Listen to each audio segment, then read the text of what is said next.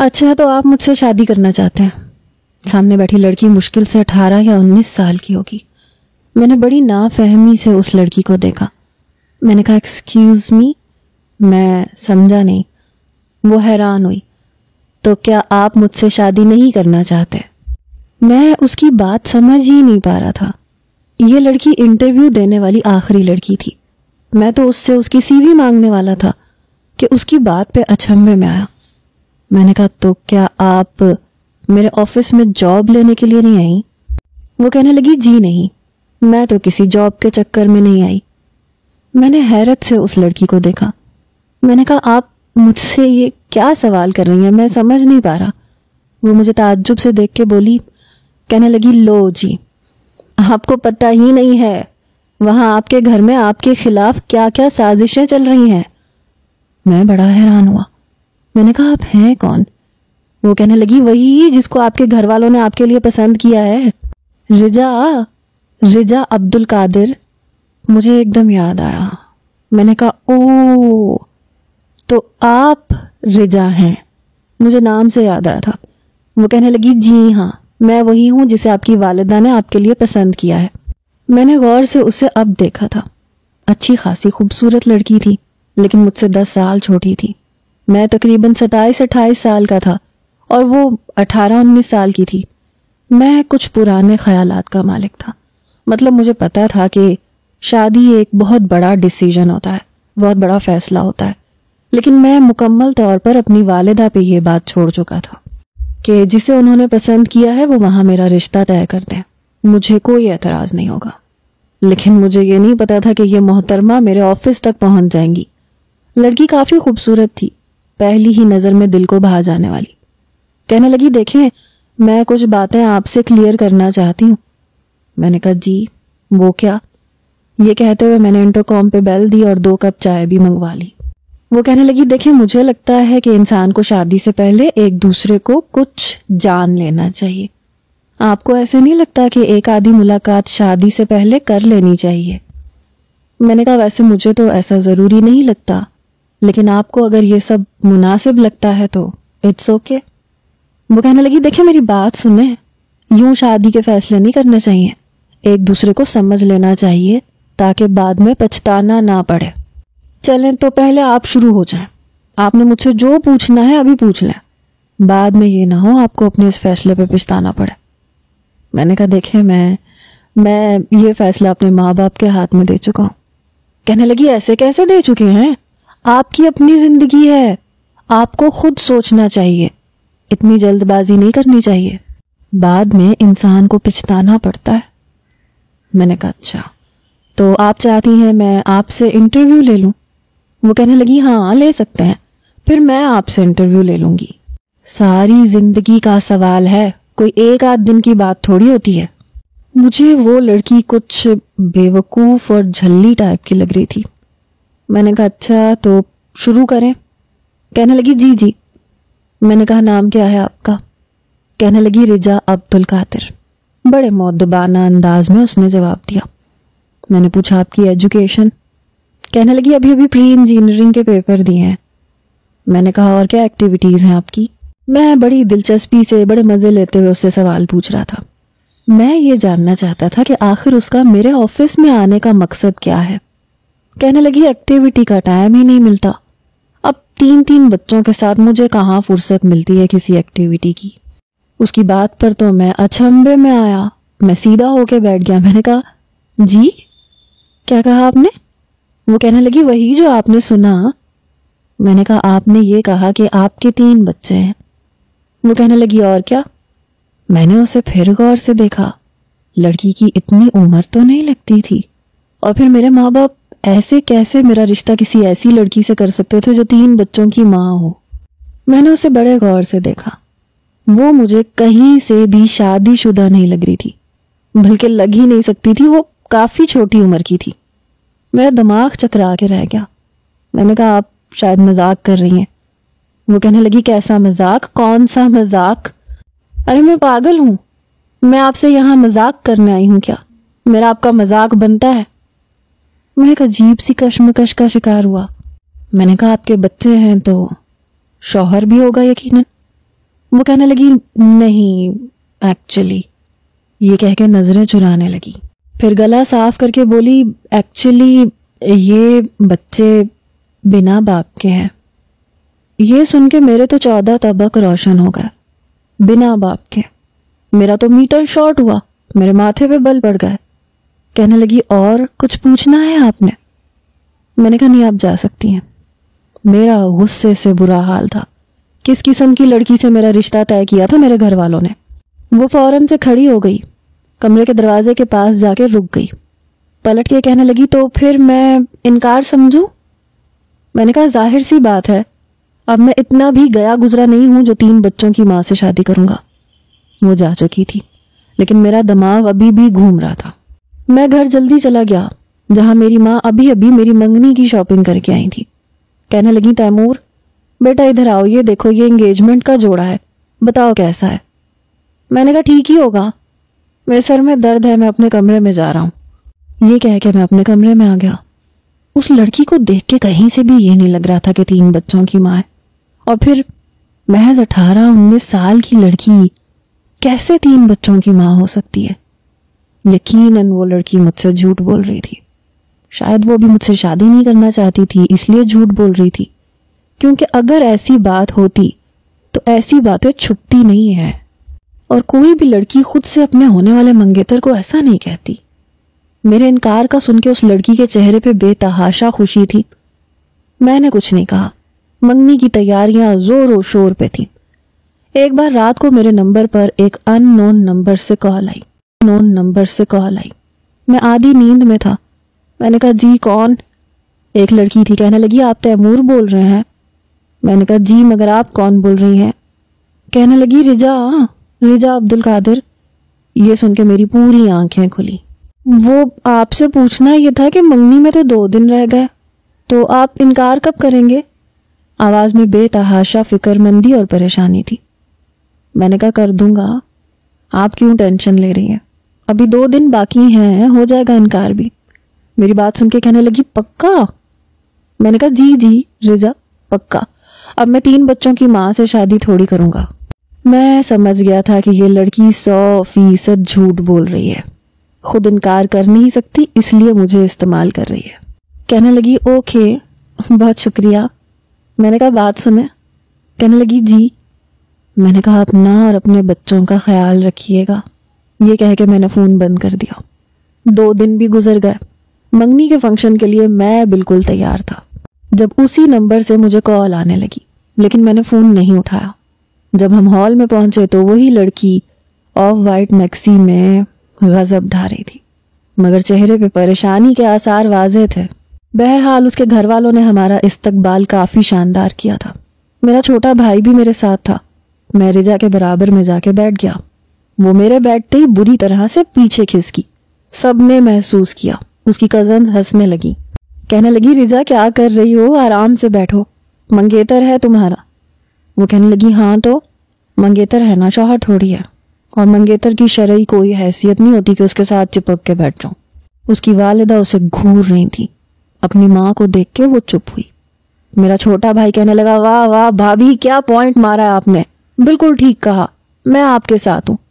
ایسا کرتے ہیں منگنی کو چھوڑیں، آج نکاح کروا لیتے ہیں تاکہ آپ تیمور بھائی کے ساتھ چپک کے تو بیٹھ سکیں.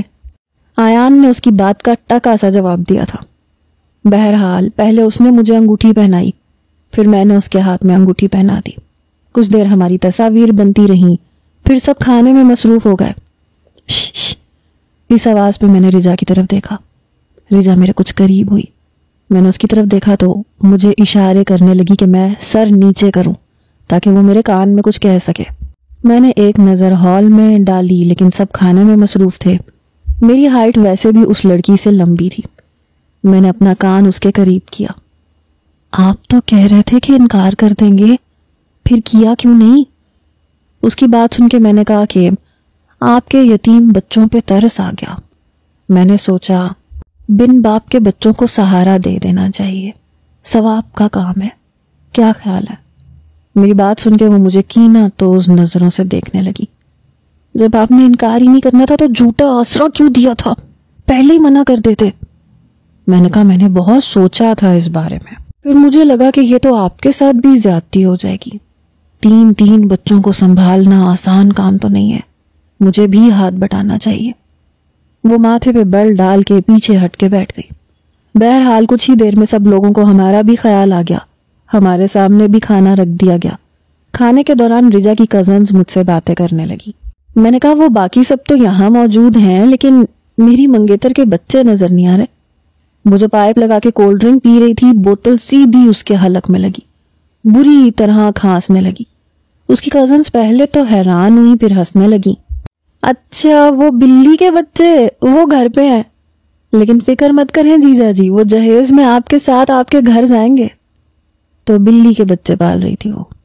نمبر تو ویسے بھی اس کا میرے پاس آ چکا تھا، اس لیے میرا ارادہ اسے تنگ کرنے کا تھا۔ رات کو 12 بجے میں نے رجا کے نمبر پہ فون کیا۔ اس نے فون اٹھایا۔ جی فرمائیے۔ میں نے کہا آپ کے ہاں سلام کرنے کا رواج نہیں ہے؟ کہنے لگی السلام علیکم۔ میں نے کہا وعلیکم السلام، کیسی ہیں آپ؟ کہنے لگی آپ سے مطلب، آپ نے کیوں فون کیا ہے؟ بڑا روکھا لہجہ تھا۔ میں نے کہا مجھے اپنی بیوی کے بچوں کا خیال آ رہا تھا، میں نے سوچا خیریت پوچھ لوں۔ تو کیا حال چال ہے آپ کے بچوں کا؟ وہ شاید زچ ہوئی۔ آپ میرا مذاق اڑا رہے ہیں؟ میں ہنسنے لگا۔ توبہ توبہ، میری کیا مجال میں آپ کا کوئی مذاق اڑاؤں، مذاق کا رشتہ تھوڑی ہے۔ کہنے لگی خدا حافظ۔ میں نے کہا رجا پلیز فون مت رکھیے گا، مجھے آپ سے کچھ پوچھنا ہے۔ اب میں کافی سنجیدہ ہو چکا تھا۔ کہنے لگی کیا پوچھنا ہے؟ میں نے کہا آپ منگنی نہیں کرنا چاہتی تھیں، یہ تو میں بہت اچھی طرح سے سمجھ گیا ہوں، لیکن کیوں نہیں کرنا چاہتی تھیں یہ بھی بتا دیں۔ وہ رونے لگی۔ اب یاد آیا آپ کو، پہلے نہیں پوچھ سکتے تھے؟ وہ روتے ہوئے بولی۔ کافی لاؤبالی قسم کی لڑکی تھی۔ میں نے کہا اچھا اب بتا دیں۔ کہنے لگی مجھے ابھی شادی ہی نہیں کرنی تھی، مجھے آگے پڑھنا تھا۔ آپ کو پتہ ہے میرا فرسٹ ایئر میں A گریڈ آیا تھا، لیکن پھر آپ کا رشتہ آ گیا۔ میں نے امی سے بہت کہا مجھے ابھی شادی نہیں کرنی، لیکن وہ نہیں مانی۔ کہنے لگی اچھے رشتے بار بار نہیں آتے، بس اس لیے میں نے یہ سب ڈرامہ کیا تھا۔ اس کی بات سن کے میں کافی مطمئن ہو چکا تھا۔ میں نے کہا بس اتنی سی بات تھی، آپ مجھ سے سچ بھی کہہ سکتی تھی۔ وہ کہنے لگی تب آپ مانتے ہی نہ۔ مانے تو ابھی بھی نہیں۔ میں نے کہا اوکے آئی پرومس، میں آپ کو پڑھنے سے نہیں روکوں گا، آپ جتنا چاہیں پڑھ لینا۔ میری بات سن کے کہنے لگی آپ جھوٹ بول رہے ہیں، 3 مہینے بعد شادی ہے، اور اس 3 مہینے میں کیا پڑھ لوں گی؟ میں نے کہا آپ شادی کے بعد پڑھ لینا، میں اعتراض نہیں کروں گا۔ وہ کہنے لگی شادی کے بعد کون پڑھنے دیتا ہے؟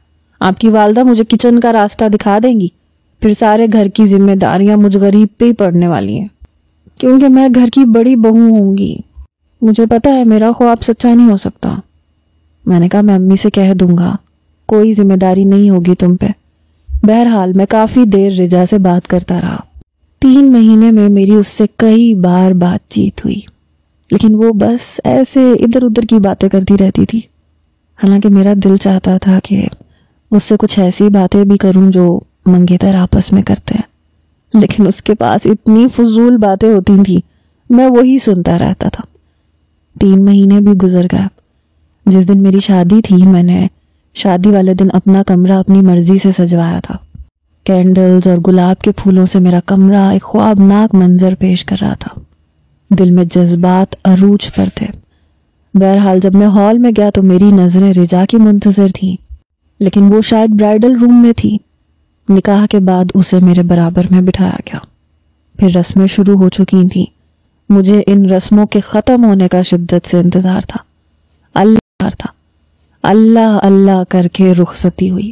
گھر جاتے ہی رجا کو میرے کمرے میں بٹھا دیا گیا، لیکن میرے کزنز، میرے دوست میرا پیچھا چھوڑنے کو تیار نہیں تھے، اور مجھے سمجھ نہیں آ رہی تھی ان کمینوں سے میں کیسے جان چھڑاؤں۔ میں نے نوٹ کیا کہ ان سب لڑکوں میں میرا چھوٹا بھائی حمزہ مجھے کہیں نظر نہیں آ رہا تھا، پتہ نہیں کہاں تھا۔ بہرحال 1 گھنٹے بعد جب میری والدہ باہر آئیں تو کہنے لگی ارے تم لوگوں نے ابھی بھی تیمور کو یہاں بٹھا کے رکھا ہے، کتنی بری بات ہے۔ چلو تیمور جاؤ اپنے کمرے میں، رات دیکھو کتنی ہو گئی ہے، 1 بج گیا ہے۔ میرا خالہ زاد کہنے لگا ارے خالہ بیٹھا رہنے دینا، ابھی تو رات جوان ہے اور ہم سب ساتھ ہیں۔ کیوں تیمور، ویسے بھی ٹھنڈی ٹھنڈی ہوا میں بیٹھنے کا مزہ ہی الگ ہے. کہاں کمرے میں جا رہے ہو تم؟ ارے بیٹھو نا ادھر میرے پاس. فیصل نے میرا ہاتھ پکڑ لیا. میری والدہ کہنے لگی فیصل ہاتھ چھوڑو اس کا. پھر انہوں نے فیصل کا کان پکڑ لیا. جس دن تمہاری شادی تھی نا بچو، تم نے دوستوں کو اور کزنوں کو منہ نہیں لگایا تھا، سیدھا کمرے میں بھاگ گئے تھے. میری والدہ کی بات پہ وہ مسکرانے لگا. بہرحال میرے دل کی دھڑکنیں بہت تیز تھیں. بیوی من پسند ہو تو پھر ایک ایک لمحہ صدیوں کے برابر لگتا ہے، اور یہ لمحے اب جا کے ختم ہوئے تھے. میں جانتا ہوں یہ 3 مہینے میں نے کیسے گزارے تھے. اس سے پہلے کہ میں کمرے میں داخل ہوتا، مجھے رجا کی بے ساختہ ہنسی کی آواز آئی. مجھے بڑی حیرت ہوئی کہ اکیلے کمرے میں وہ کیوں ہنس رہی ہے. میں نے دروازے کا نوب گھمایا، دروازہ کھل گیا، لیکن جیسے ہی میں نے دیکھا سامنے رجا بیٹھی ہنس رہی تھی، اور اس کے بالکل سامنے حمزہ بیٹھا ہوا تھا. رجا کا ہاتھ حمزہ کے ہاتھ میں تھا اور دونوں ہنس رہے تھے. مجھے یہ دیکھ کے کچھ عجیب سا لگا. پتہ نہیں وہ کس بات پہ ہنسی ہی جا رہی تھی. میری طرف تو ان کا دھیان ہی نہیں گیا تھا. میں نے کھلے ہوئے دروازے کو نوک کیا تو پھر جا کے وہ دونوں میری طرف متوجہ ہوئے.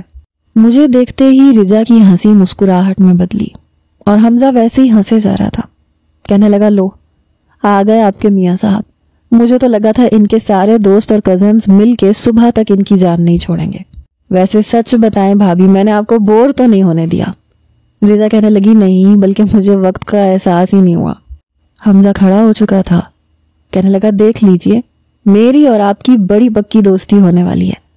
رجا کہنے لگی مجھے بھی تم جیسے لڑکے بہت اچھے لگتے ہیں، ہم دونوں کی بہت اچھی بنے گی. حمزہ کمرے سے باہر جا چکا تھا. میں نے دروازہ بند کیا.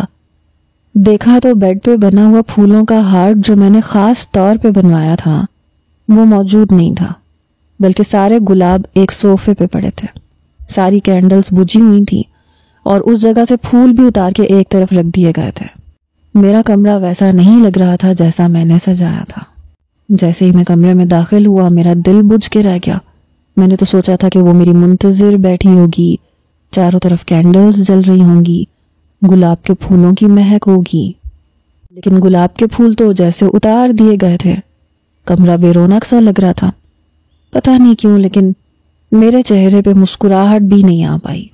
میں رجا کے سامنے جا کے بیٹھ گیا. کہنے لگی یہ کمرہ کس نے سیٹ کیا تھا؟ اتنے گلاب کے پھول؟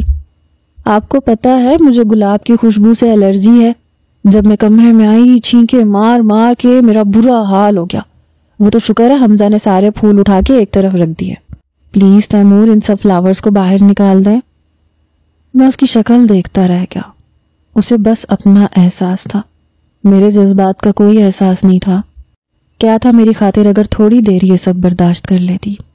شادی کی رات لڑکیاں اپنے شوہر کی خوشی کی خاطر سجی سنوری گھنٹوں اس کا انتظار کرتی ہیں، چاہے گرمی کا موسم ہو سردی کا ہو، چاہے انہیں اتنا بھاری عروسی لباس پہننے کی عادت ہو یا نہ ہو، لیکن پہنے رکھتی ہیں اپنے شوہر کی خوشی کی خاطر.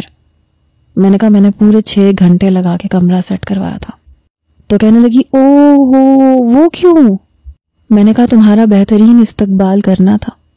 زندگی کی شروعات کی پہلی رات تھی، بہت کچھ سوچا تھا میں نے. کہنے لگی لیکن مجھے الرجی ہے، آپ کو مجھ سے پوچھ لینا چاہیے تھا. میں نے کہا کوئی بات نہیں، بہت سی لڑکیوں کو ہوتی ہے، لیکن اپنے شوہر کی خوشی کی خاطر وہ برداشت کر جاتی ہیں. کہنے لگی میں ان میں سے نہیں ہوں، مجھے اپنے مزاج کے خلاف کچھ بھی نظر آیا نا میں برداشت نہیں کر سکتی. تیمور پلیز ان پھولوں کو باہر نکال دیں، میرا دم گھٹ جائے گا. مجھے غصہ تو بہت آیا، لیکن پہلی رات تھی. میں نے سارے فلاورز اکٹھے کیے، انہیں ایک شاپر میں ڈالا اور کمرے سے باہر رکھ دیا. کمرہ بالکل سادہ سا ہو گیا تھا، بالکل بے رونق سا.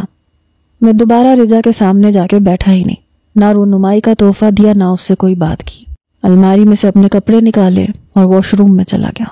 ایک عام سے لباس میں باہر آیا، تب تک وہ ڈریسنگ ٹیبل کے سامنے بیٹھی اپنے زیورات اتار رہی تھی. میں نے کہا یہ کیا کر رہی ہو تم؟ کہنے لگی بہت بھاری ہیں یہ سب، دیکھیں نا میرے کان میں درد ہو رہا ہے، پورا کان سوج گیا ہے. توبہ توبہ، پتہ نہیں لڑکیاں کیسے پہن لیتی ہیں یہ. وہ اپنے کان کے آویزے اتار کے رکھ چکی تھی، ماتھے کی بندیاں بھی اتار لی تھی، صرف میک اپ رہ گیا تھا اس کے چہرے پہ، بس گلے کا ہار اس سے نہیں اتر رہا تھا۔ میں نے کہا ادھر لاؤ میں اتار دیتا ہوں۔ میں نے پھر بھی مفاہمت سے کام لیا تھا۔ اس کے دوپٹے سے پنیں اتاری، دوپٹہ اس کے سر سے اتر چکا تھا۔ پھر میں نے اس کے گلے سے ہار اتارا، اسے سامنے ڈریسنگ پہ رکھا، پھر اس پہ جھک کے میں نے اس کی گردن پر اپنے ہونٹ رکھ دیے۔ وہ یوں پیچھے ہٹی جیسے اسے کوئی کرنٹ لگاؤ، ایک دم سے پیچھے ہٹ کے کھڑی ہو گئی۔ میں نے کہا کیا ہوا تمہیں؟ میں نے دیکھا تو اس کے چہرے کی ہوائیاں اڑی ہوئی تھیں۔ کہنے لگی آپ یہ کیا کر رہے ہیں؟ میں نے کہا میں وہی کر رہا ہوں جو شوہر شادی کی رات کرتا ہے۔ یہ کہہ کے میں نے اس کا ہاتھ پکڑ لیا، میں اسے اپنے ساتھ بیڈ پہ لے آیا، اسے بیڈ پہ بٹھا دیا۔ میں نے کہا میں نے بہت کچھ سوچا تھا۔ میں آج کی رات کی ابتدا بہت رومانٹک قسم کے ماحول سے شروع کروں گا، لیکن یہ کہہ کے میں نے گہری سانس لی۔ میں نے کہا چلو خیر کوئی بات نہیں۔ میں نے سائڈ ٹیبل کا دراز کھولا، اس میں سے مخملی ڈبیاں نکالی، اس میں سے ایک گولڈ کی انگوٹھی نکالی اور رجا کے ہاتھ میں پہنا دی۔ پھر اس کے ہاتھ کی مہندی دیکھنے لگا۔ میں نے کہا پہلی بار جب تمہیں میں نے اپنے آفس میں دیکھا تھا تو مجھے بہت حیرت ہوئی تھی کہ جس لڑکی کو میری ماں نے پسند کیا وہ میرے آفس میں میرے سامنے بیٹھی مجھ سے سوال جواب کر رہی تھی۔ میں اسے بتانا چاہتا تھا کہ وہ پہلی نظر میں مجھے بہت اچھی لگی تھی، لیکن اس نے مجھے چپ کروا دیا۔ آپ کیا قصہ لے کے بیٹھ گئے؟ پلیز میں کپڑے چینج کر لوں، مجھے ان کپڑوں میں بہت الجھن ہو رہی ہے۔ وہ بیزار سی لگ رہی تھی، میں نے اسے جی بھر کے ابھی دیکھا بھی نہیں تھا۔ میں نے کہا رجا ابھی نہیں، کچھ دیر بعد چینج کر لینا۔ کہنے لگی تیمور پلیز بہت الجھن ہو رہی ہے۔ میں انکار نہیں کر پایا، میں نے کہا اوکے کر لو چینج۔ وہ خوش ہو گئی، لیکن جب میں نے اسے الماری میں سے نائٹی نکال کے دی تو وہ بے حد نروس ہوئی۔ جاؤ یہ پہن لو۔ جھکی ہوئی نظریں، شرم سے پنک ہوتا چہرہ، یہ دیکھ کے مجھے جی بھر کے اس پہ پیار آیا۔ وہ وہی کھڑی رہی۔ اب کیا ہوا، جاؤ چینج کرو۔ اسے شرم سے گلابی ہوتا دیکھ کے مجھے اچھا لگ رہا تھا۔ رجا، میں نے اس کے قریب آ کے کہا، میں یہ بے شرموں والے کپڑے نہیں پہنوں گی۔ وہ گھبراتے ہوئے بولی، میں کوئی غیر نہیں ہوں، میرے سامنے پہن سکتی ہو۔ دیکھو آج کی رات کے لیے میں نے بہت کچھ سوچ رکھا ہے، اس لیے ہر بات سے منع مت کرو۔ میں نے بہت پیار سے اسے کہا تھا، نہیں میں یہ نہیں پہنوں گی، آپ ہٹیں پیچھے، میں خود کپڑے نکال لوں گی۔ اس نے مجھے پیچھے ہٹایا، الماری میں سے ایک شلوار قمیض نکالی اور واش روم میں چلی گئی۔ شاید وہ ان نزاکتوں کو نہیں سمجھتی تھی، مگر اگر نہیں سمجھتی تھی تو اسے سمجھنا چاہیے تھا۔ وہ سادہ لباس میں دھلے ہوئے چہرے کے ساتھ بیڈ پہ آ کے بیٹھ گئی۔ پتہ نہیں کیوں لیکن مجھے لگا جیسے میری کوئی اہمیت اس لڑکی کے نزدیک ہے ہی نہیں۔ جیسے ہی میں بیڈ پہ بیٹھا میرا دل بڑا بیزار سا ہو چکا تھا۔ میں نے تکیہ درست کیا اور مخالف سمت کروٹ بدل کے لیٹ گیا۔ ریزا کہنے لگی تیمور آپ سو رہے ہیں؟ میں نے کہا ہاں۔ جی تو میرا پہلے ہی جل چکا تھا، اسے میری خواہش میرے جذبات کی پرواہ تک نہیں تھی۔ کہنے لگی اچھا آپ ادھر میری طرف منہ کریں، مجھے آپ سے کچھ بات کرنی ہے۔ میں نے رخ اس کی طرف کر لیا کہ شاید اسے اپنی غلطی کا احساس ہو گیا ہے۔ میں نے کہا ہاں بولو۔ کہنے لگی آپ کو پتہ ہے 3 دن بعد میرا رزلٹ آنے والا ہے اور مجھے پورا یقین ہے میرا A گریڈ ہی بنے گا۔ آپ مجھے یونیورسٹی میں ایڈمیشن کروائیں گے نا؟ آپ نے وعدہ کیا تھا۔ شادی کی رات میں اپنی بیوی کے منہ سے یہ سب سننے کے موڈ میں نہیں تھا۔ ہاں جب وعدہ کیا ہے تو پورا بھی کروں گا۔ آپ کو پتہ ہے جب میں نے اپنی ساری سہیلیوں سے یہ کہا کہ میرا شوہر تو مجھے آگے پڑھنے دے گا تو وہ کہنے لگی یہ سب باتیں ہیں، ایک بار شادی تو ہونے دو، تم ہنی مون سے واپس آؤ گی تو پریگننٹ ہو جاؤ گی، پھر بچے ہو جائیں گے اور پھر پڑھائی کی چھٹی ہو جائے گی۔ اس لیے میں سوچ رہی تھی، اس کی بات ابھی یہیں تک پہنچی تھی کہ میں نے لیمپ بجھا دیا اور اسے اپنے حصار میں لے لیا۔ اس کی چلتی زبان بند ہوئی۔ چپ کیوں ہو گئی؟ بولو کیا سوچ رہی تھی؟ لیکن وہ کچھ نہیں بولی۔ میں نے اسے مزید خود سے قریب کیا، دل کی بے قراریاں بڑھنے لگی۔ اب بولتی کیوں بند ہو گئی تمہاری؟ کہو کیا سوچ رہی تھی؟ تیمور وہ مجھے گھٹن سی ہو رہی ہے۔ وہ کسمسائی۔ ہونے دو، سب کو ہوتی ہے۔ میں اس کی گردن پہ جھک چکا تھا، بے خود سا ہونے لگا۔ تیمور پلیز۔ میں نے کہا 3 مہینے جانتی ہو کیسے کٹے ہیں میرے، بڑی مشکل سے۔ بہت تنگ کیا تم نے مجھے. میں آج کی رات تم سے یہ سننے کے موڈ میں نہیں ہوں کہ تمہیں کیا پڑھنا ہے, کس یونیورسٹی میں پڑھنا ہے, کیا سبجیکٹ لینا ہے, سمجھی؟ یہ بک بک میں پچھلے 3 مہینے سے سن رہا ہوں. دلہن کے روپ میں تم میرے ہوش اڑا چکی تھی. پتہ نہیں یہ وقت کیسے گزارا ہے میرا. جی تو چاہ رہا تھا سیدھا کمرے میں آ جاؤں. تمہاری آنکھیں بہت حسین ہیں رجا. اس کی آنکھوں پہ میں اپنے لب رکھ چکا تھا, مگر آنکھوں سے بہتے آنسو دیکھ کے ٹھٹکا. اب رو کیوں رہی ہو؟ مجھے کچھ حیرت ہوئی. مجھے ڈر لگ رہا ہے. ڈر لگ رہا ہے؟ کیوں؟ میرے ہوتے ہوئے کیوں ڈر لگ رہا ہے؟ مجھے آپ سے ڈر لگ رہا ہے. میں کچھ پیچھے ہٹا, تب جا کے اس نے کھل کے سانس لیا. کہنے لگی آپ پلیز مجھ سے اس طرح کی باتیں نہ کریں. اس کی بات پہ مجھے غصہ آیا تھا. پھر کس طرح کی باتیں کروں رجا؟ ہر بات کی ایک حد ہوتی ہے. میں بہرحال آج کی رات تمہاری فضول باتیں سننے کے موڈ میں نہیں ہوں. شادی کیوں کی تھی تم نے؟ میں نے چڑ کے کہا. میں کب کرنا چاہتی تھی؟ مجھے شادی کرنی ہی نہیں تھی, مجھے پڑھنا تھا. آپ نے جھوٹا وعدہ کیا میرے ساتھ. آپ بھی عام شوہر جیسے نکلے. آپ مجھے پڑھنے نہیں دیں گے. میرا جی چاہا میں اسی کے سر کے ساتھ اپنا سر مار کے پیٹ ڈالوں. میں نے کہا میں نے کب انکار کیا ہے؟ کہنے لگی پھر میرے قریب کیوں آ رہے ہیں؟ مجھے ایسی باتوں سے ڈر لگتا ہے. وہ رونے لگی. شاید وہ اس رشتے سے گھبرا رہی تھی. میں نے گہری سانس لی. آدھی رات وہ ویسے ہی برباد کر چکی تھی. میں نے کہا اچھا نہیں کرتا ایسی باتیں, تم رونا تو بند کرو. یہ سننا تھا کہ فوراً سے آنسو صاف کر چکی تھی. میں نے کہا لیٹو سو جاؤ. وہ لیٹ کے سو بھی گئی, لیکن مجھے نیند نہیں آ رہی تھی. مجھے نہیں پتا تھا کہ وہ شادی کی رات میرے ساتھ یوں بھی کر سکتی ہے. اگلی صبح جب میری آنکھ کھلی تو وہ صوفے پہ سو رہی تھی, بالکل بے پرواہ انداز میں. 9 بج رہے تھے اور میں جانتا تھا کہ سب کی نظریں میرے کمرے پہ ہی جمی ہوں گی. اس لیے میں اٹھ کے بیٹھ گیا. نہا کے کپڑے تبدیل کیے, پھر رجا کو جگایا. مجھے نہیں اٹھنا, مجھے بہت سخت نیند آ رہی ہے. وہ لحاف منہ تک لے چکی تھی. رجا سمجھنے کی کوشش کرو, اس طرح سے بہت بری بات ہوتی ہے. کیا سوچیں گے سب مہمان کہ دلہن ابھی تک اٹھی ہی نہیں ہے. وہ کہنے لگی مہمانوں کو کیا مسئلہ ہے مجھ سے؟ میں نے کون سا انہیں ناشتہ بنا کے دینا ہے؟ امی نے بتایا تھا مجھے کہ شادی کے 8 دن تک مجھے کوئی کام نہیں کرنا پڑے گا. تیمور مجھے سونا ہے. میں نے اس کا لحاف منہ سے اتارا. اٹھو, تیار ہو, اس سے پہلے کہ کوئی میرے کمرے کا دروازہ کھٹکھٹائے. ہم دونوں کو باہر ہونا چاہیے. وہ اٹھ کے بیٹھ گئی مگر ماتھے پہ بل تھے. الماری میں سے کپڑے نکال کے نہا کے تیار بھی ہو گئی. اس کے ساتھ ہی میں کمرے سے باہر آیا تھا. سب لوگ جاگ رہے تھے. میری والدہ ناشتے کی تیاری کروا رہی تھیں. ہم دونوں کو دیکھ کے دعائیں دینے لگی. سارے کزنز لاہور سے آئے تھے, اسی لیے ابھی تک گھر پہ ہی تھے. ناشتہ ہم سب نے مل کے ہی کیا تھا. پھر وہ مجھے اپنے ساتھ کمرے میں لے گئے. اب بتاؤ دلہے راجا, کیسی گزری رات؟ میں نے کہا فرسٹ کلاس. سن لیا اب تم لوگوں نے؟ یا مزید کوئی بےہودگی کرنے کی کوشش کی نا, یا مجھ سے الٹے سیدھے سوال پوچھے تو امی کو بلا لوں گا.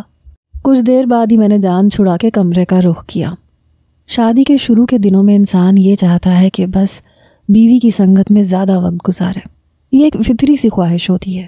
لیکن جیسے ہی میں دروازے کے پاس پہنچا, میری کزنز کی بیویاں رجا سے گزشتہ رات کے بارے میں پوچھ رہی تھیں. بتاؤ بھی کیسے لگے تمہیں تیمور بھائی, کیا کیا باتیں ہوئیں رات کو؟ فیصل کی بیوی نے پوچھا تھا. بس زیادہ کچھ نہیں, بس میں نے انہیں یہ بتایا کہ میرا رزلٹ آنے والا ہے اور میں آگے پڑھوں گی. کیا یہ باتیں کی تیمور بھائی نے تمہارے ساتھ؟ اور کیا کیا ہوا, کچھ ہوا یا نہیں؟ مجھے تو ویسے ہی نیند آ رہی تھی, اس لیے میں تو سو گئی تھی. رجا کا وہی لاپرواہ انداز. تو کیا رات کو تم دونوں کے بیچ میں کچھ بھی نہیں ہوا؟ پتہ نہیں یہ لڑکی اب کیا جواب دے گی. کیا ہونا تھا, کچھ بھی نہیں ہوا. وہ بیڈ پہ ادھر منہ کر کے سو گئے اور میں صوفے پہ سو گئی. بس میں نے اپنے سر پہ ہاتھ مارا. کیا ضرورت تھی یہ سب بتانے کی؟ ایک تو رات میری برباد کی, اوپر سے کیا جھوٹ نہیں بول سکتی تھی. میں وہیں سے پلٹ کے باہر آ گیا. کچھ دیر دوستوں میں بیٹھا رہا, مگر جب دوپہر کے کھانے پہ گھر آیا تو فیصل اور دوسرے کزنز مجھے زبردستی کمرے میں لے گئے. ہاں تو دلہے میاں, کمرے میں جانے کی تو بہت جلدی تھی. یہ کون سی یونیورسٹی کھول کے بیٹھے ہوئے تھے تم رات کو؟ صبح تو بڑی ڈینگے مار رہے تھے، رات بڑی فرسٹ کلاس گزری۔ اب میں کیا جواب دیتا؟ میں نے کہا کیا بکواس کر رہے ہو تم لوگ؟ فیصل کہنے لگا زیادہ مت بنو، ہماری بیویوں نے سب پتہ کر لیا ہے۔ میں نے کہا ٹائم دیکھا ہے تم لوگوں نے؟ ولیمے کی تقریب 8 بجے شروع ہو جائے گی اور مجھے سیلون بھی جانا ہے۔ میں نے جان چھڑوانے کی کوشش کی مگر یاسر میرے سامنے کھڑا ہو گیا۔ او ہو، تو دلہے میاں کو ولیمے کی دعوت کی جلدی ہے؟ پہلے ولیمہ پکا تو کر لیتے، رات کیوں برباد کی پہلے یہ تو بتاؤ۔ یاسر بھی کسی تھانے دار کی طرح شروع ہو چکا تھا۔ میں نے کہا یار اسے کچھ پتہ ہی نہیں تھا، وہ پریشان ہو گئی تھی، اس لیے انسانیت کا تقاضا یہ ہے کہ انسان تھوڑا وقت دے دے۔ تم لوگوں کی طرح ولیمہ پکا کرنے کے چکر میں جانور تو بننے سے رہا۔ میری بات سن کے عاصم کہنے لگا او ہو، تو ہم جانور ہیں، ایک تم انسان ہو۔ اتنا ہمدردی کرنے کا ارادہ تھا تو 3 دن بعد کا ولیمہ رکھ لیتے۔ میں نے کہا معاف کرو مجھے۔ میں نے ہاتھ جوڑے اور کمرے سے باہر آیا۔ میں جانتا تھا کہ میرا اچھا خاصا مذاق بن چکا ہے اور ساری زندگی اب مجھے یہ سننا پڑے گا۔ جب بھی یہ سب کمینے اکٹھے ہوں گے میری کلاس لگے گی۔ کیا تھا کہ رضا کچھ عقل سے کام لے لیتی، کہہ دیتی کہ سب کچھ ٹھیک تھا، مگر اس کی بے وقوفی نے مجھے پھنسا دیا تھا۔ رات کو ولیمے پہ بھی سب میرے کان میں ایسے ہی جملے بول رہے تھے، دیکھو کل شام ولیمے کی نیت سے ہم سب کو تم ریسٹورنٹ میں دعوت دے دینا، ہم کسی کو نہیں بتائیں گے، آخر تو ہمارا کزن ہے، تیری عزت بھی رہ جائے گی، کیونکہ آج کا ولیمہ تو بس دنیا دکھانے کے لیے ہو گیا۔ دوسرا کزن کہنے لگا آج بھی کچھ کرنے کا ارادہ ہے یا اکاؤنٹنگ کی کتاب بیگم کو پڑھانی ہے ساری رات؟ اس کی بات پہ سب ہنسنے لگے، میں نظریں نہیں ملا پا رہا تھا۔ فیصل کہنے لگا یار ایسے کرو بیالوجی پڑھانا شروع کر دینا، یہ سبجیکٹ سود مند ثابت ہو سکتا ہے۔ تیسرا کہنے لگا انسانوں میں افزائش نسل والا چیپٹر تو مجھے ابھی تک یاد ہے، مجھ سے 2-4 لیکچر لے کے کمرے میں چلے جانا۔ میں مٹھیاں بھینچے ان کی ساری بکواس سن رہا تھا۔ ان کی دبی دبی ہنسی میرے اندر آگ لگا چکی تھی، اس لیے میں سوچ چکا تھا کہ آج رات اس لڑکی کو نہیں بخشوں گا۔ اس لیے کمرے میں جاتے ہی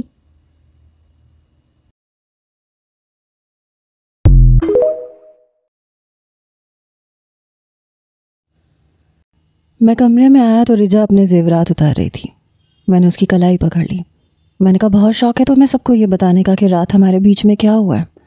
وہ نافہمی سے مجھے دیکھنے لگی، کہنے لگی میں نے کیا کیا ہے؟ میں نے کہا جھوٹ نہیں بول سکتی تھی، یہ نہیں کہہ سکتی تھی کہ ہمارے درمیان سب کچھ ٹھیک ہے، جانتی ہو کتنا مذاق بنا ہے میرا اور یہ سب قصور تمہارا ہے۔ وہ کہنے لگی تو میں کیا کہہ رہی ہوں، ان کو شرم نہیں آتی یہ سب کچھ پوچھتے ہوئے؟ اور میں جھوٹ کیوں بولتی؟ میں نے کہا جو کچھ پھر میں آج رات کروں گا تمہارے پاس بہت کچھ ہوگا بتانے کے لیے، اور وہ بھی بالکل سچ۔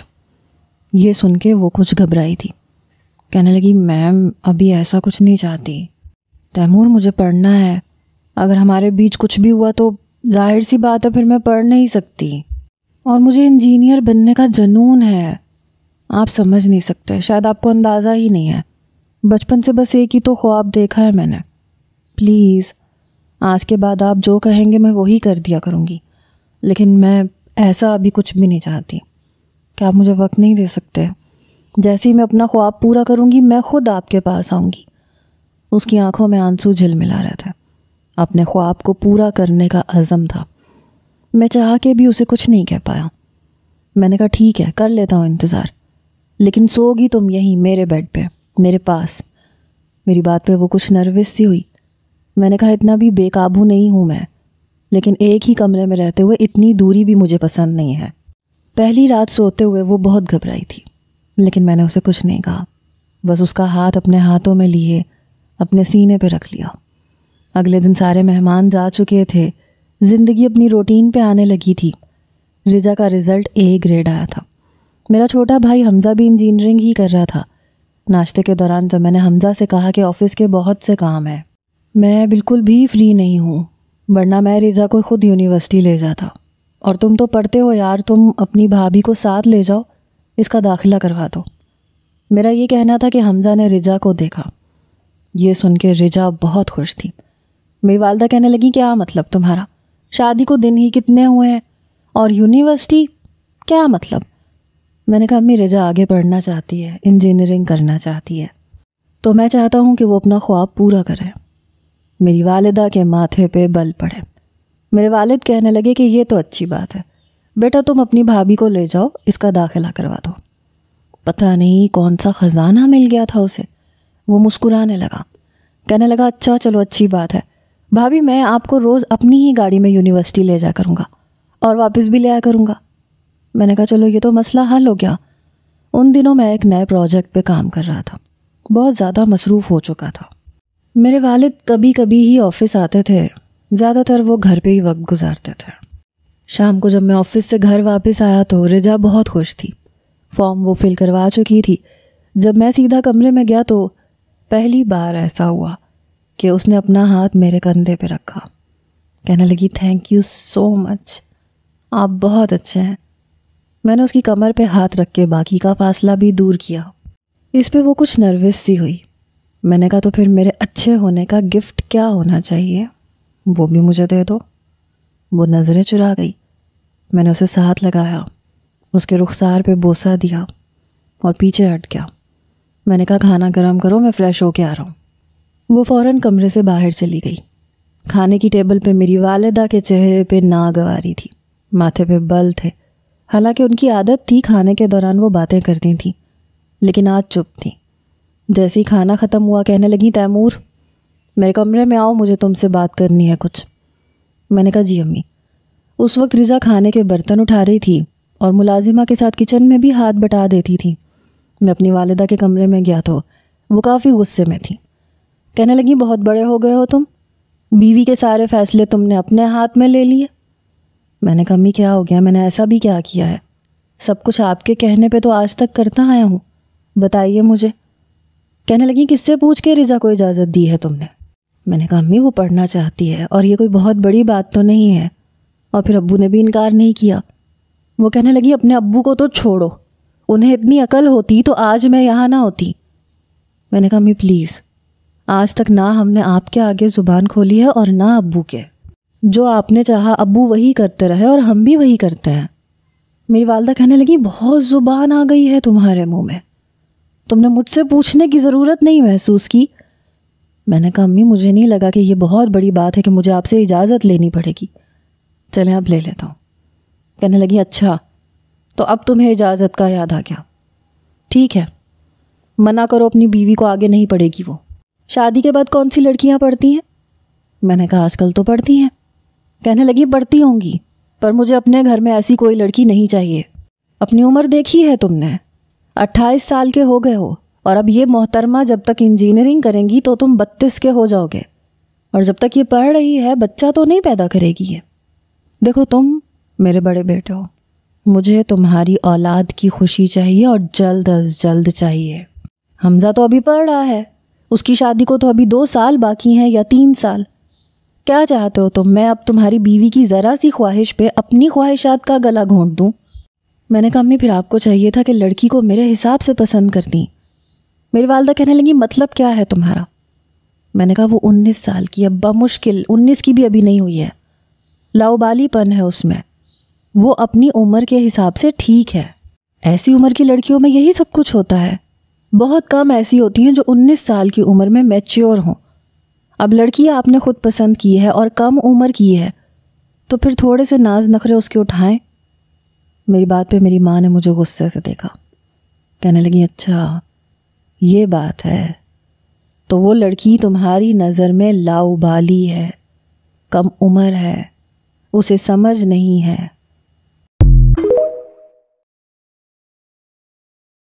عمر ہے، اسے سمجھ نہیں ہے، اور تم اپنی زبان دیکھ رہے ہو، یہ جو تم زبان کے جوہر دکھا رہے ہو، یہ اسی لڑکی کی پڑھائی گئی پٹیاں ہیں جو اتنی کم عمر میں وہ تم جیسے 28 سال کے میچیور مرد کو اپنی انگلیوں پہ نچانے کا ہنر بڑے اچھے سے جانتی ہے۔ پتہ نہیں امی بات کو کہاں سے کہاں لے گئی تھی۔ میں نے کہا اچھا فی الحال آپ اسے پڑھنے دیں، اگر اس بیچ میں کوئی خوشخبری ہو گئی تو میں اسے خود ہی یونیورسٹی سے ہٹوا دوں گا، یہ میرا آپ سے وعدہ ہے۔ کہنے لگی چھوڑو تمہارے وعدے، مجھے تو تمہارے وعدے اب ریت کی دیوار لگ رہے ہیں، مجھے نہیں پتا تھا چند دنوں میں تم بالکل بدل کے رہ جاؤ گے۔ میں نے سنا تھا کہ شادی کے بعد مرد چکی پہ پسنا شروع ہو جاتا ہے، ایک طرف ماں ہوتی ہے، دوسری طرف بیوی۔ مجھے لگتا تھا کہ میں شاید ایسا نہیں ہوں گا، میری ماں شاید ایسی نہیں ہے، لیکن شاید بیٹے کی شادی ہوتی ہی ماں کی سوچ اکثر بدل جاتی ہے۔ وہ بیٹے کو بیٹا نہیں سمجھتی، بہو کا شوہر سمجھتی ہیں۔ میں کمرے سے باہر آ چکا تھا۔ جب میں اپنے کمرے میں گیا تو رجا مجھے پورے دن کی ردات سنانے لگی کہ حمزہ نے اس کی بہت مدد کی۔ میں سب کچھ یوں ہی غائب دماغی سے سن رہا تھا، لگ رہا تھا کہ ایک الجھن کا شکار ہو چکا ہوں۔ بہرحال میں بھی دن بھر کا تھکا ہوا تھا کیونکہ نئے پروجیکٹ پہ کام کر رہا تھا، بھاگ دوڑ لگی پڑی تھی، اس لیے میں جلد ہی سو گیا۔ اب وہ میرے چھوٹے موٹے کام کر دیا کرتی تھی، شاید اس کی عادت تھی، اپنی ہر بات مجھ سے ڈسکس کرتی تھی۔ یونیورسٹی میں جانے لگی، سب کچھ مجھے بتاتی رہتی تھی، جو میرے لیے بالکل غیر اہم ہوتا تھا۔ ابھی 2 دن ہوئے تھے ہماری شادی کو جب میری والدہ نے کہا کہ دیکھو تمہاری بیوی کا شوق تھا آگے پڑھنے کا اور تم نے اپنی بیوی کی خواہش کو مقدم رکھا۔ 10 دن گزر چکے ہیں، اب اپنی ماں کی بات کو مانو، اسے کہو کچن کے کام سنبھالے۔ میں نے کہا ٹھیک ہے، میں کہہ دوں گا کہ باورچن سے کہہ کے کھانا بنوا لیا کرے۔ میری والدہ کہنے لگی میں نے باورچن کو نکال دیا ہے۔ میں نے حیرت سے اپنی ماں کو دیکھا تھا۔ پچھلے 20 سال سے میں یہ دیکھ رہا تھا کہ کھانا باورچن ہی بناتی تھی۔ اگر ایک باورچن کام چھوڑ کے چلی جاتی تو میری ماں دہائی مچا دیتی تھی، دوسری باورچن فوراً لگ جاتی تھی۔ میرے گھر پہ میری والدہ کا ہولڈ تھا، میرے والد کم ہی کسی بات میں بولتے تھے، تبھی گھر میں سکون اور شانتی بھی تھی۔ اگر دونوں ایک ہی مزاج کے ہوتے تو شاید گھر کا ماحول کچھ اور ہی ہوتا۔ میں نے شاید اپنے باپ کو شروع سے چپ چاپ اپنی ماں کی ہر بات پہ سر جھکائے دیکھا تھا، اس لیے میں نے بھی کبھی اپنی ماں کی کسی بات پر اختلاف نہیں کیا تھا۔ البتہ حمزہ کئی باتوں پہ اختلاف کر جایا کرتا تھا۔ میں نے کہا امی آپ نے باورچن کو کیوں ہٹا دیا؟ میری والدہ کہنے لگی پورا دن کرنے کے لیے تمہاری بیوی کے پاس ہے ہی کیا، اب کھانا بھی نہیں بنائے گی۔ میں چپ ہو گیا۔ میں نے کہا ٹھیک ہے، میں اسے کہہ دوں گا۔ رات کو جب میں کمرے میں آیا تو وہ کتابیں بکھیرے بیٹھی ہوئی تھی۔ میں نے کہا رجا پلیز ان سب کو سمیٹو، دن میں اتنا ٹائم ہوتا ہے، پڑھ لیا کرو یار، رات کو یہ سب مت کھول کے بیٹھا کرو۔ کہنے لگی وہ ایکچولی دن میں گھر کا کام ہوتا ہے نا اس لیے۔ میں کہنے لگا کہ ایسا بھی کون سا کام ہوتا ہے، ہر کام کے لیے تو ملازمہ ہے۔ میری بات سن کے وہ چپ سی ہو گئی، کہنے لگی اچھا میں سمیٹ لیتی ہوں۔ اس نے ساری کتابیں سامنے بنے رائٹنگ ٹیبل پہ رکھ دی۔ میں نے اسے ٹیبل اور کرسی اپنے کمرے میں ہی سیٹ کروا دی تھی جہاں پہ وہ آرام سے بیٹھ کے پڑھ سکتی تھی۔ جیسے ہی وہ سونے کے لیے لیٹی میں نے کہا میری بات سنو۔ کہنے لگی جی۔ میں نے کہا ادھر میرے پاس آؤ۔ اب وہ میرے پاس آ جایا کرتی تھی، جانتی تھی کہ میں اس کے ساتھ ایسا ویسا کچھ نہیں کروں گا، لیکن میں اس کے قریب ضرور رہتا تھا، اور وہ بھی اب بلا تکلف میرے بازو پر سر رکھ دیا کرتی تھی، میرے قریب بھی ہو جایا کرتی تھی۔ ابھی بھی میرے بازو پہ سر رکھ کے لیٹ گئی، اپنا ہاتھ میرے سینے پہ رکھ دیا۔ میں نے اس کا ہاتھ اپنے ہاتھ میں لیا، پھر اپنے لبوں پہ لگایا۔ میں نے کہا شادی کو 10 دن ہو گئے ہیں۔ کہنے لگی جی مجھے پتہ ہے۔ میں نے کہا تھوڑا تھوڑا کچن کا کام کر لیا کرو۔ کہنے لگی وہ میں کرتی ہوں روزانہ۔ میں نے کہا وہ تو تھوڑا بہت تھا نا، باورچن سارا کام کرتی تھی، لیکن اب وہ جا چکی ہے، اس نے نوکری چھوڑ دی ہے۔ میں نے جھوٹ بولا تھا۔ وہ میری طرف دیکھ رہی تھی۔ میں نے کہا اس لیے کچن تو تمہیں سنبھالنا پڑے گا، کھانا تمہیں بنانا پڑے گا۔ کہنے لگی میں اتنا سارا کھانا اکیلے نہیں بنا سکتی۔ اس نے اپنا ہاتھ میرے ہاتھ سے کھینچا اور کچھ پیچھے ہٹی، لیکن میں نے بازو سے پھر اسے قریب کیا۔ میں نے کہا اتنا سارا؟ کہنے لگی آپ کو پتہ ہے کتنا کھانا پکتا ہے، ملازمین کے لیے روزانہ الگ ہانڈی بنتی ہے اور باقی سب کے لیے 3-4 ڈشز بنتی ہیں۔ میں نے کہا تو کیا ہوا، اتنا زیادہ بھی نہیں ہے؟ کہنے لگی میرے لیے بہت زیادہ ہے، آپ سمجھنے کی کوشش کریں۔ ٹھیک ہے میری فیملی آپ کی طرح بہت زیادہ رچ نہیں ہے، لیکن میرے بابا نے مجھے شہزادیوں کی طرح پالا ہے۔ مجھے صرف چائے بنانی آتی ہے، انڈا فرائی کرنا آتا ہے اور پاستا بنانا آتا ہے، بس اور کوئی چیز نہیں بنانی آتی۔ یہ سن کے میں نے حیرت سے اسے دیکھا تھا۔ میں نے کہا اتنی بڑی ہو گئی ہو تمہیں کھانا بنانا نہیں آتا؟ کہنے لگی کتنی بڑی ہو گئی ہوں؟ آپ کو پتہ ہے یہ کون سا مہینہ چل رہا ہے؟ میں نے کہا فروری کا۔ کہنے لگی جی، اور جون میں 19 کی ہو جاؤں گی، اور میں سب سے چھوٹی بھی تو تھی۔ بڑی بہنوں کی شادی ہو گئی، بھابھی آئیں، انہوں نے گھر سنبھال لیا، میں نے اتنے کام کی طرف توجہ ہی نہیں دی۔ پھر بھی میں آپ کے کئی کام کر دیتی ہوں کیونکہ آپ بہت اچھے ہیں اور آپ مجھے پڑھنے بھی دے رہے ہیں۔ میں نے کہا تو پھر تم تھوڑی اور اچھی ہو جاؤ نا میرے لیے، پلیز کھانا بنانا سیکھ لو، امی سے پوچھ لینا، امی تمہیں سکھا دیں گی۔ میری ماں کا نام سن کے اس کے ماتھے پہ بل پڑے، لیکن بولی کچھ نہیں۔ میں نے کہا کیا ہوا، بات کیوں نہیں کر رہی؟ کہنے لگی مجھے سونا ہے، صبح سب کے لیے ناشتہ بھی تو بنانا ہے نا۔ وہ میرا ہاتھ پیچھے کر کے کروٹ بدل کے لیٹ چکی تھی۔ میں نے بھی آنکھیں بند کر لیں۔ صبح 7 بجے جب میری آنکھ کھلی تو وہ کمرے میں نہیں تھی۔ میں پھر سے آنکھیں بند کر چکا تھا کیونکہ ناشتہ ہمارے گھر میں 8 بجے ہی کیا جاتا تھا۔ کبھی ایسا نہیں ہوا تھا کہ 8 سے 8:15 ہوئے ہوں۔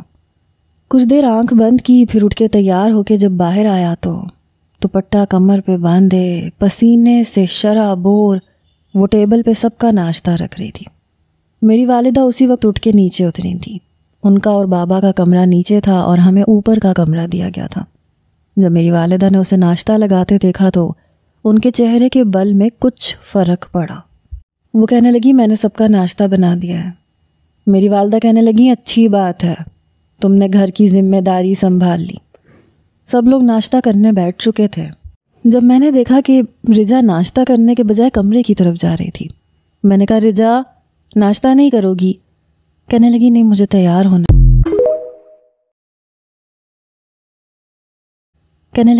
تیار ہونا ہے، یونیورسٹی جانا ہے، میں آتی ہوں بھی۔ یہ سن کے پھر میری ماں کے ماتھے پہ بل پڑے۔ میں ناشتہ کرنے لگا۔ حمزہ کہنے لگا بھابھی بس 10 منٹ ہیں آپ کے پاس، جلدی کریں میں لیٹ ہو جاؤں گا۔ حمزہ بھی جلدی جلدی تو اس پہ جیم لگا کے کھا رہا تھا۔ جب میری والدہ نے کہا کہ تم یونیورسٹی جاؤ، رجا نہیں جائے گی، میں جو چائے اپنے کپ میں ڈال رہا تھا میں نے اپنی والدہ کی طرف دیکھا۔ میں نے کہا کیوں نہیں جائے گی امی؟ شروع کی کلاسز ہیں اور بیسک ہیں، سب کچھ ابھی سکھایا جا رہا ہے، اور ابھی اس نے ناشتہ بنا تو لیا، وہ تیار ہونے گئی ہے۔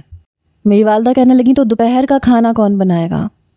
حمزہ زیادہ بحث کی ضرورت نہیں ہے میرے سامنے، چلو جاؤ۔ وہ چپ ہو گیا۔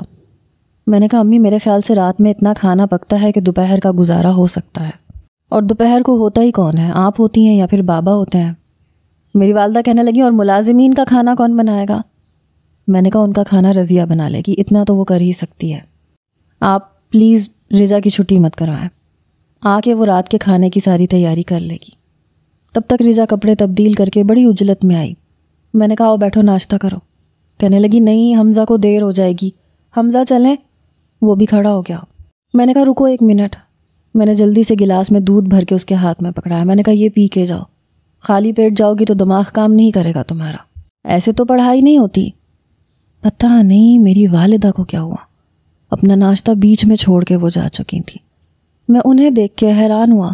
رجا بھی دیکھ چکی تھی، لیکن پھر بھی گھونٹ گھونٹ کر کے اس نے پورا دودھ ختم کیا اور حمزہ کے ساتھ چلی گئی۔ شام کو جب میں آفس سے واپس آیا تو رجا کچن میں تھی۔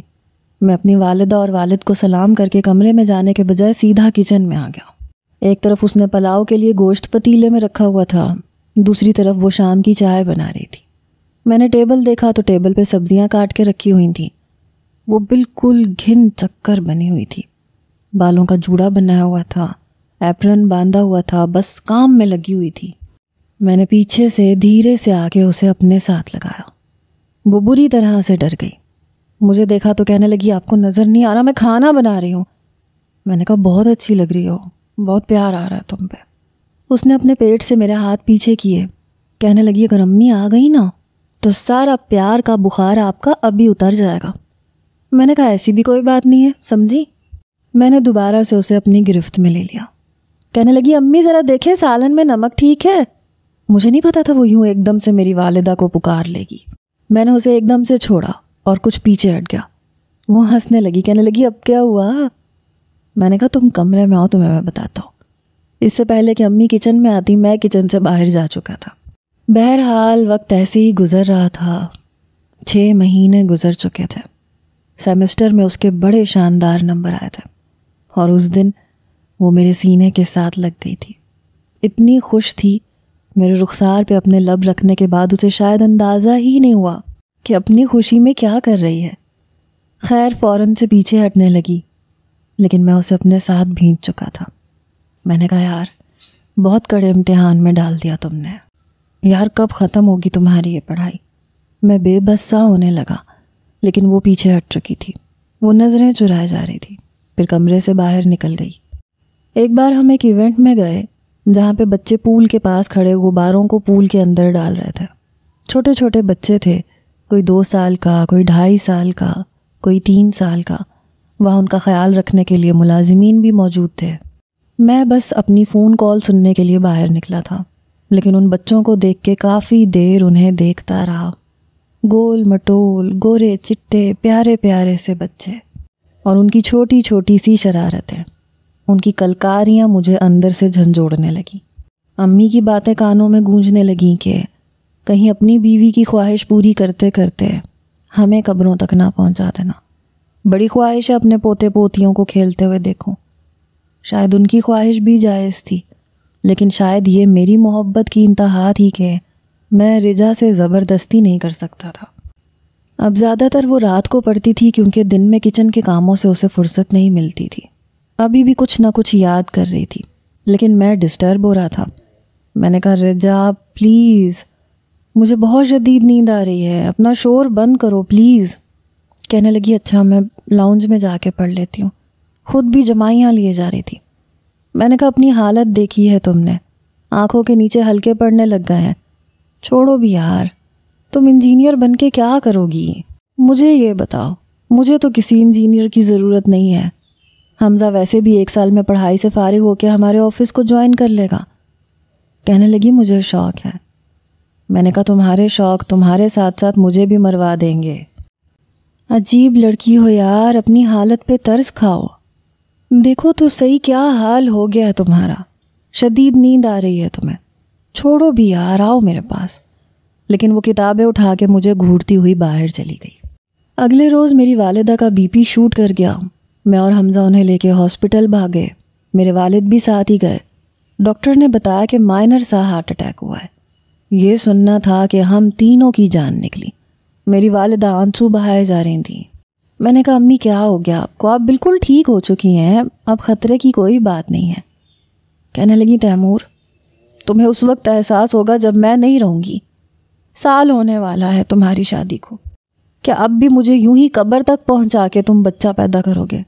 مجھے میرا پوتا یا پوتی چاہیے، میری بھی خواہش ہے، کچھ تو خیال رکھو۔ میں چپ سا ہو گیا۔ میری والدہ گھر آ چکی تھیں لیکن بات نہیں کر رہی تھیں، مجھ سے ناراض تھیں۔ کہنے لگی جب تک یہ خوشخبری نہیں سناؤ گے مجھ سے بات مت کرنا۔ مجھے سمجھ نہیں آ رہا تھا کہ میں کیا کروں۔ رجا کے دوسرے سیمسٹر کے پیپر سر پہ تھے، پھر گھر کی ذمہ داریاں، وہ پہلے سے گھن چکر بنی بیٹھی تھی، لیکن اپنی ماں کی خواہش کے آگے میں بے بس ہوا تھا۔ اس لیے ان کے آنسو پہنچ کے میں اپنے کمرے میں آیا۔ اس وقت بھی وہ کتاب پڑھتے پڑھتے شاید سو چکی تھی، منہ پہ کتاب تھی اور خود سوئی ہوئی تھی۔ میں نے اس کے ہاتھ سے کتاب لی تو اس کی آنکھ کھل گئی۔ کہنے لگی او ہو میں سو بھی گئی، ابھی مجھے یاد کرنا تھا، میری کتاب واپس کریں۔ ابھی بھی نیند کی خماری میں تھی۔ میں نے کہا یار بس بھی کر دو، ہو گیا تمہارا شوق پورا۔ کہنے لگی آپ نے پھر سے وہی باتیں شروع کر دی ہیں۔ میں سارے کام کر تو رہی ہوں، سب کے لیے کھانا بناتی ہوں، اور میں رات کو ہی ملازمین کا کھانا بھی بنا دیتی ہوں جو انہوں نے دوپہر کو کھانا ہوتا ہے۔ پلیز میری کتاب واپس کریں تیمور۔ ابھی بھی بے تحاشا نیند میں تھی لیکن اتنی ہی ضد کر رہی تھی۔ میں نے کتاب اس کی رائٹنگ ٹیبل پہ رکھ دی۔ میں نے کہا مجھے نہیں پتا، 1 سال ہو گیا ہے تمہارے شوق نے میری نیندیں اڑا کے رکھ دی ہیں، بس میں آج اپنے اوپر کوئی پابندی نہیں لگاؤں گا۔ یہ سن کے اس کی نیند بھاگی تھی، مجھے دیکھنے لگی۔